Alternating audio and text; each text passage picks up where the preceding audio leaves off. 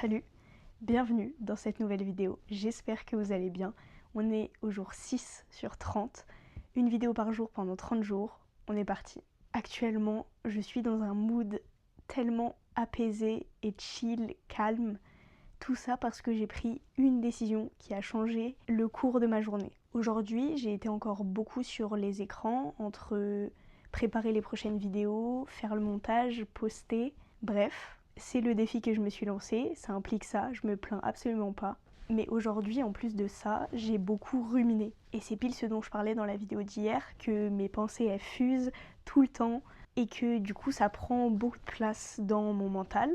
Tout à l'heure, j'étais en train de faire le montage donc de la vidéo d'hier et il y avait un truc sur lequel je bloquais, ça m'énervait. En fait, j'ai importé la vidéo et le son, quand on écoutait avec des écouteurs, ça sortait que d'une oreille. Et je ne trouvais pas comment faire, je n'arrivais pas à solutionner le problème.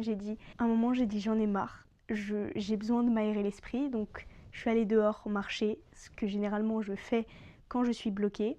Et évidemment, ça m'a fait du bien, mais c'est pas la décision qui a changé le cours de ma journée. Et cette décision-là qui a tout changé, c'est juste méditer.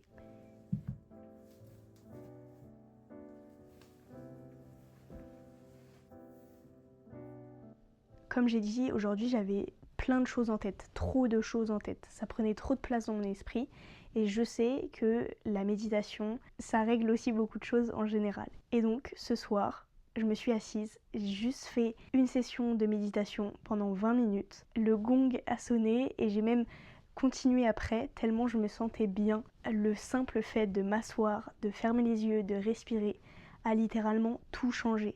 Parce que j'ai fait de la place dans mon esprit et je profite de cet épisode et de ce thème-là pour aborder l'importance du silence, du calme et de l'ennui dans notre vie en tant qu'être humain. C'est absolument essentiel, je trouve. C'est marrant parce que j'ai retrouvé dans mon carnet, parmi les premières pages que j'avais écrites, donc toujours mon petit carnet, j'ai noté le 25 octobre 2025, il faut s'écouter, regarder à l'intérieur de soi, mais ces actions sont possibles que dans le silence. Du moins, ce n'est qu'à ce moment-là qu'elles ont un sens, qu'on obtient les réponses que l'on cherche. Au quotidien, je me distrais, aucune place pour le silence ni l'ennui. Pourtant, ce soir, grâce à ma méditation, j'ai fait de la place à ces deux éléments. Et depuis, j'ai ce chuchotement dans la tête qui me dit de poster mes premières vidéos sur YouTube, celles durant lesquelles je parle spontanément, exactement comme je suis en train d'écrire maintenant. Absolument incroyable.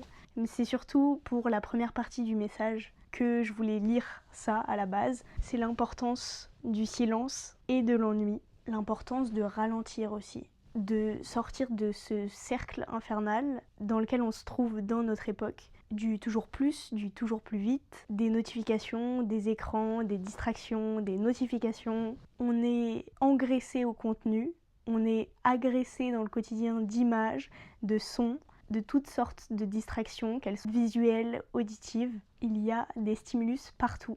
Et j'ai l'impression qu'on ne laisse plus aucune place au vide. Et moi-même, c'est quelque chose que je ne fais pas assez, je trouve, prendre des temps dans la journée où je ne fais rien, même juste 5-10 minutes. Par exemple, le soir, se poser et littéralement ne rien faire. Ou bien prendre un carnet à côté de soi et noter les choses qui nous passent par la tête pendant ce temps-là, pendant ces 5-10 minutes. Je pense que le fait de s'ennuyer, de ralentir, passe aussi nécessairement par la réduction du temps d'écran ou couper avec les écrans.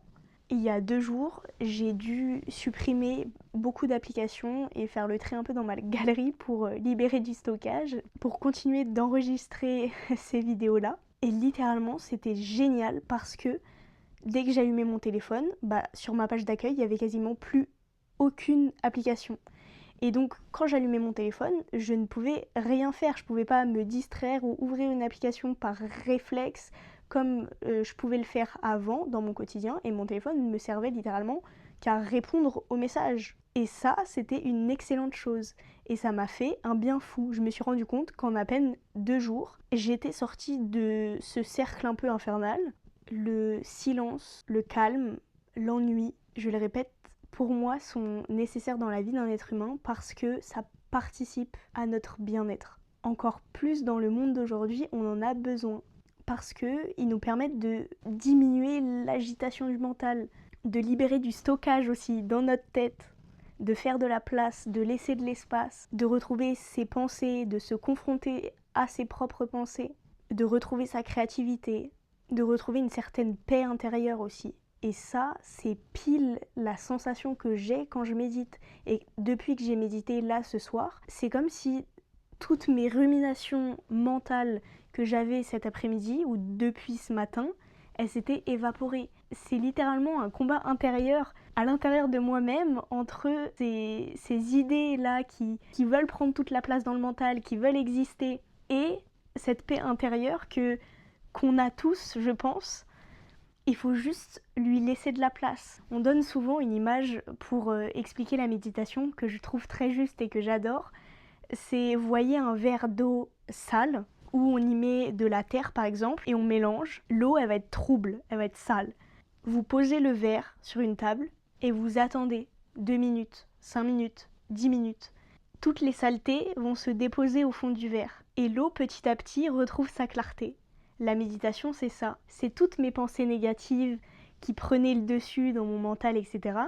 Elles se déposent au fond du verre et l'eau, elle devient claire. Et ça, c'est cette sensation que j'ai de retrouver ma paix intérieure. Je parle de méditation parce que c'est mon expérience personnelle, mais je pense qu'il peut y avoir d'autres pratiques qui permettent d'arriver à cet état-là. Mais à mon avis, en particulier, la spiritualité a ce pouvoir-là.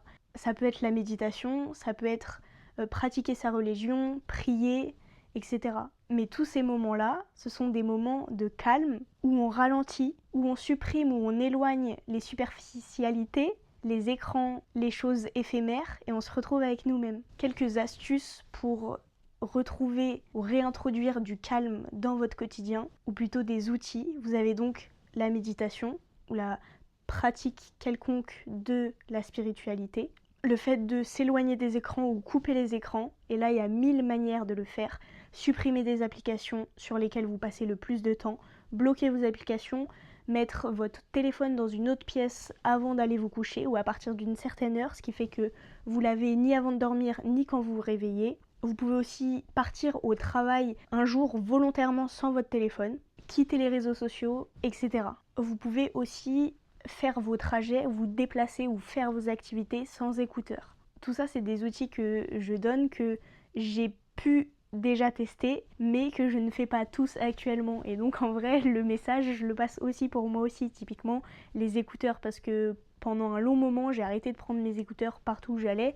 Je faisais mes séances de sport sans musique, j'allais dehors me balader sans mes écouteurs. Et depuis quelques temps, je les reprends. Donc en vrai, petit message à moi-même, les laisser un peu à la maison. Et donc enfin, accepter de s'ennuyer volontairement.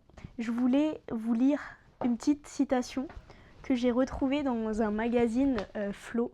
J'aime trop ces magazines-là. Et c'était justement sur le thème de ralentir et du calme. Et donc c'est une citation de Françoise Sagan. Elle dit « Mon passe-temps favori, c'est laisser passer le temps, avoir du temps, prendre mon temps, perdre mon temps, vivre à contre-temps. » J'adore. Voilà les amis, j'espère que cet épisode vous aura plu. Si c'est le cas, n'hésitez pas à liker, à partager. Et vous pouvez toujours mettre un commentaire si vous avez des idées de sujets pour les prochaines vidéos. Je vous dis à demain et surtout, prenez soin de vous. Ciao ciao.